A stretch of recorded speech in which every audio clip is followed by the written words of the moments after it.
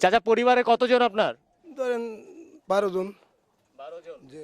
আপনি কি কৃষিকাজই করেন নাকি অন্য কোনো কাজ করেন? না, কৃষিকাজই করি আমরা। জি।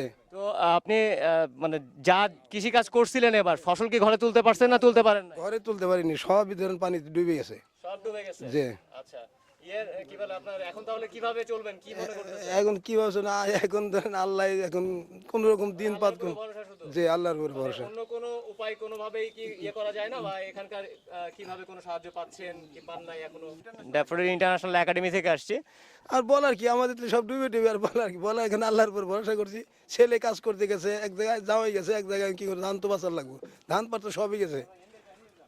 ধান ছিল, পাট ছিল, সব ডুবে গেছে, কিছু না, এখন ওরা সব বাইরে বাইরে কাজ করতে গেছে। ঠিক আছে তাহলে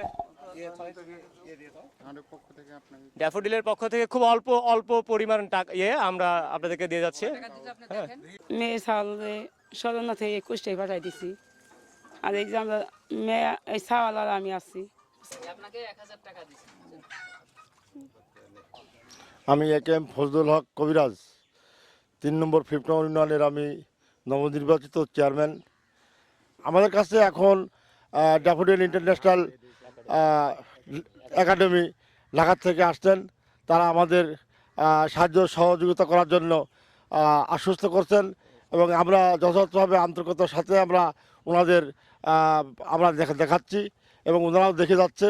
আমার নাম সৈয়দ আহমেদ, 6 নং চিলম্যান ইউনিয়ন পরিষদের চেয়ারম্যান। মানুষের প্রত্যেকটা মানুষের বাড়িতেই আপনার পানি, তো মানুষ এখন খুব দুর্বিষহ জীবনযাপন করছে পানির মধ্যে।